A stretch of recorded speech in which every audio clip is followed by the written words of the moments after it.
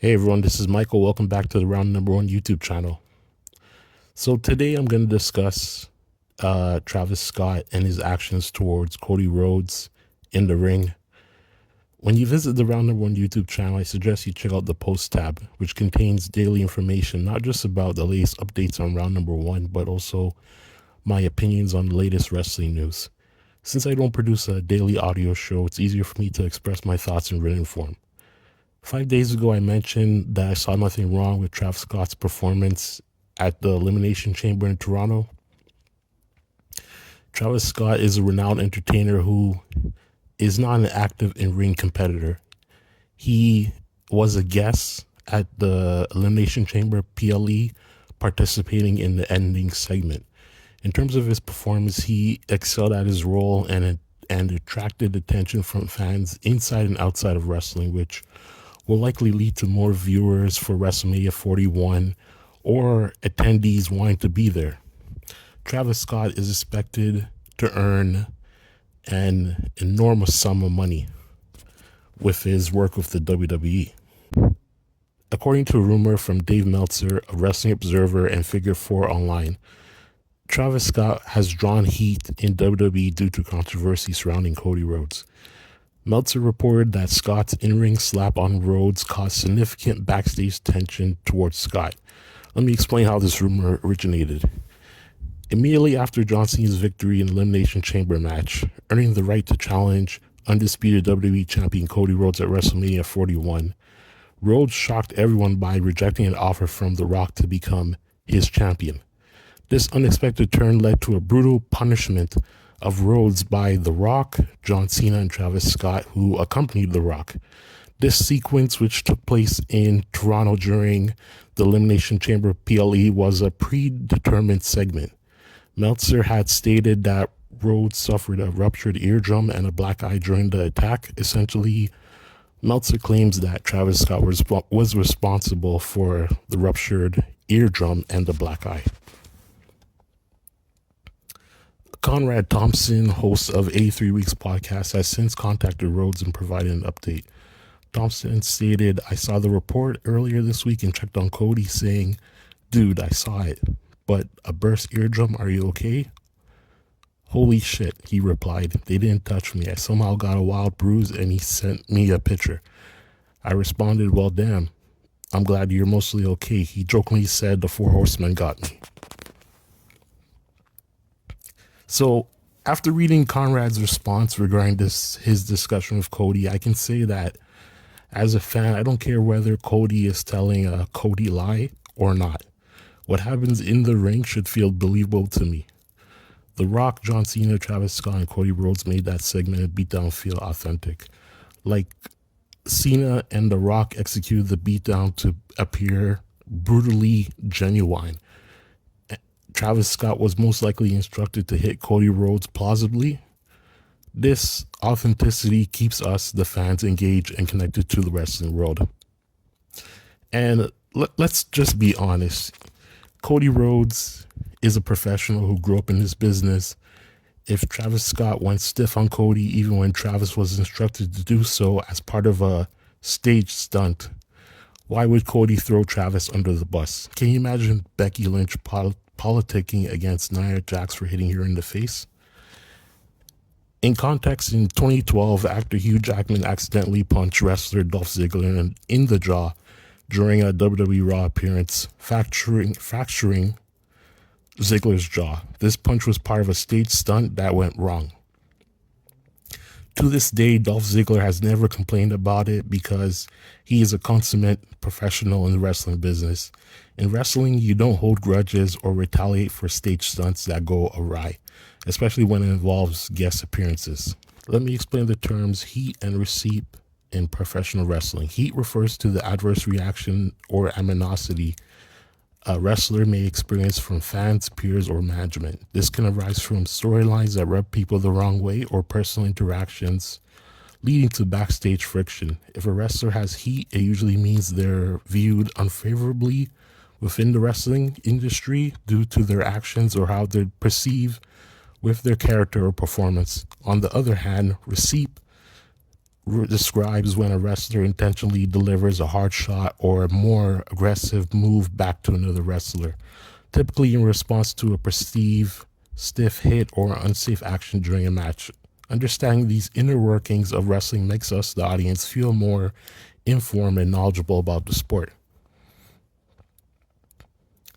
It's worth noting that many podcasters and YouTubers, such as the Don Tony and Kevin Castle Show and Monty and the Pharaoh, reacted strongly to Travis's actions. You may wonder why we should care about these YouTubers, but they have genuine connections with people in the wrestling industry. For longtime listeners of the Don Tony and Kevin Castle Show, it's clear they have a rapport with Karrion Kross, a WWE superstar on the Raw roster. Don Tony and Kevin Castle may be echoing what Kross has personally shared with them, suggesting there could be real backstage heat directed at Travis Scott.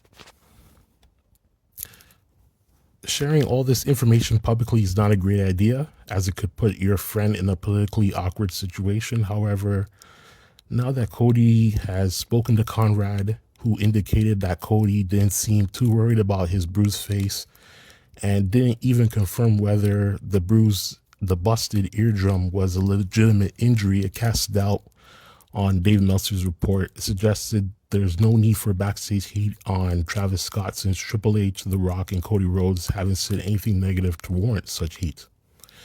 Now, moving forward, WWE has announced that Netflix in India will start airing its weekly programming and PLEs on April 1st. The same content available in Canada, South America, and United Kingdom will be featured on Netflix India, including PLEs, Raw, SmackDown, and NXT. However, such shows such as WWE, LFG, and other WWE A&E productions, NBC Saturday Night Main Event, and WWE Evolve will not be included. Previously, WWE weekly programming was available on Sony Corporation sports channels in India.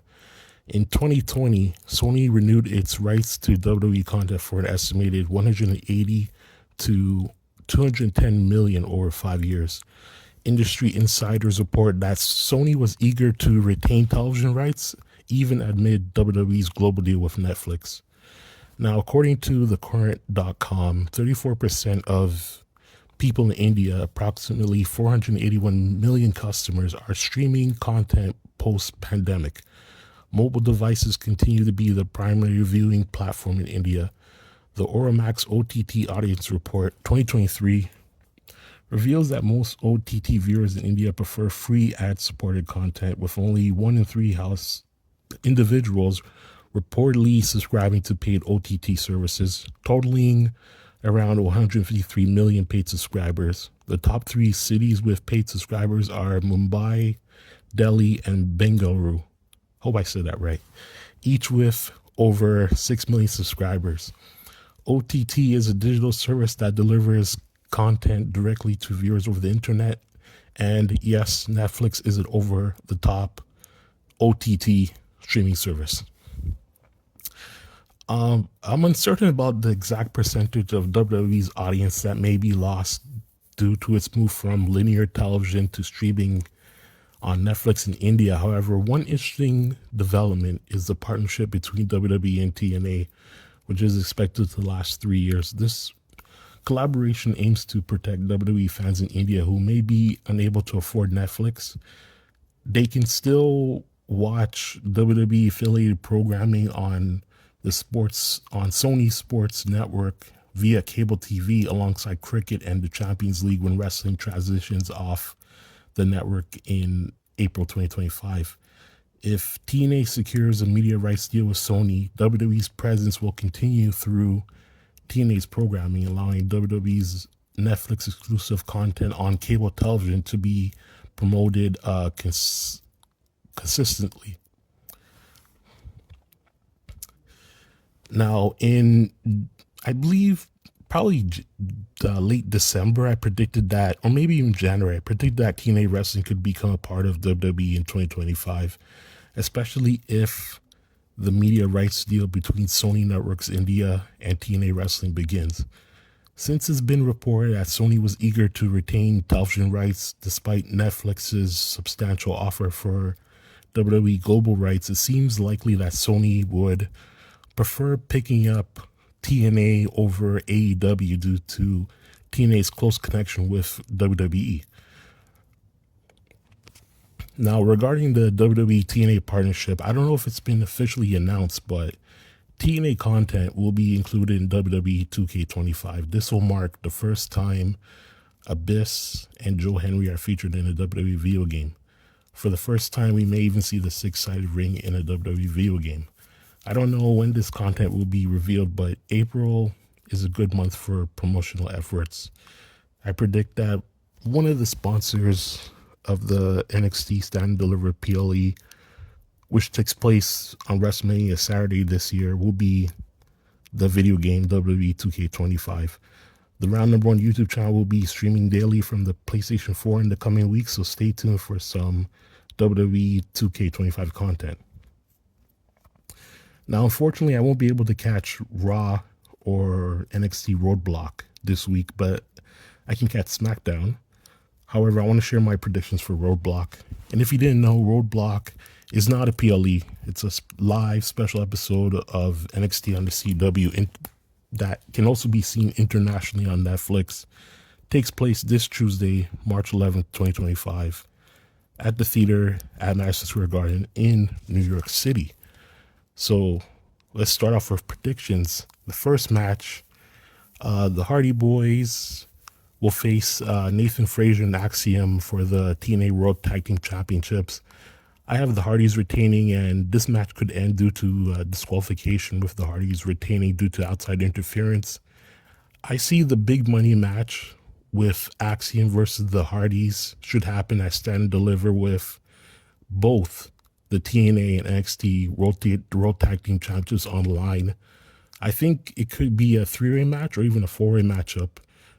Heck, maybe a four-way ladder match. Okay, next up, Jordynne Grace versus Roxanne Perez. I see both women main roster bound in 2025. Roxanne has nothing else to prove in NXT and seems ready for the main roster. Grace will be in NXT for a while to get polished up for the main roster. Grace still has her TNA theme, which I think needs to go. And Grace needs a rebrand. And beating Roxanne is part of her WWE rebrand. I didn't mention it earlier, but Grace will be featured as a playable character in WWE 2K25. Next up, Javon Evans versus Ethan Page. This match is a New York City street fight, which means it's a hardcore match with no disqualifications, in which falls count anywhere and weapons are legal. The only reason why this is not directly named a hardcore match is because weapons are restricted to items commonly found on streets like trash cans, traffic signs, and garbage. However, there could be an instance where a trash can could contain hardcore match items such as barbed wire bat or a chair wrapped in barbed wire. I can't remember if Javon has won a match in this feud with Ethan Page, so I would go with Javon for the win. And then the final match, Julia, who is the NXT Women's Champion, versus Stephanie Vaquer, the North American Champion. Winner takes all for match for the NXT Women's Championship and the NXT North American Championship.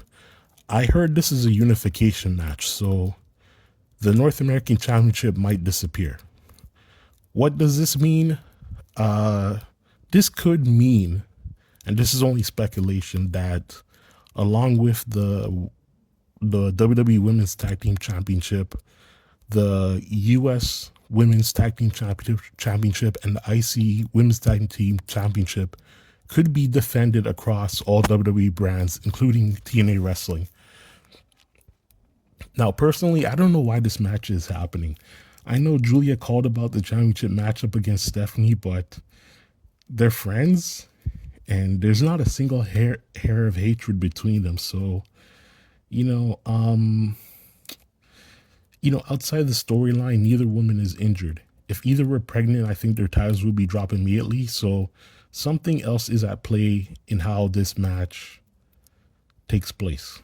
So I've been thinking, and I noticed that Miko Satomura is back at the WWE Performance Center. Miko Satomura is still a WWE superstar and a former NXT United Kingdom champion. Outside of WWE, she's the current Sendai Girls World Champion in her second reign and is the co-founder of Sendai Girls Pro Wrestling. Miko Satomura will be at Roadblock and will most likely play a role in this matchup. I have her siding with Vakura and causing Vakura to win the United NXT Women's Championship. And did I say this is the final matchup? Because there's one more match. This is the real final matchup. Obafemi versus Moose is a singles match for the NXT Championship. I believe Moose should win the NXT Championship, and this decision would benefit WWE, TNA, and fans, as it would mark the first time a TNA wrestler becomes a WWE champion. This outcome will not only make history, but also reflects important business considerations. In my opinion, for the TNA WWE partnership to thrive, Moose has to win the NXT Championship as soon as possible. TNA needs growth and media rights deals, with Canada already secured and India next on the list, followed by potential media rights deals in America and beyond, regions beyond. TNA is also producing live television content again, which positions them well for a solid media rights deal with an American network or even Sony networks in India, Sony Sports networks in India. And speaking again about Sony Sports networks in India, TNA securing half or even a quarter of what WWE previously had with Sony would be highly valuable for TNA wrestling. Moose winning the NXT Championship before WWE exits linear TV in India would demonstrate that this partnership is genuine and poised for growth with Sony. So therefore, I'm going with Moose for the win. Now, I need to wrap up this weekend update, and there's so much more I want to discuss with you today. I want to touch on the situation with Carmella and WWE briefly. Recently, Carmella detailed her exit from WWE and explained why it's vital for her to speak up. The backlash against her has been significant, with some people arguing that WWE is not a charity but a business. Some people noted that Carmella earned nearly $1 million while at home recovering and preparing for motherhood, and her husband Corey Graves is still employed with the company.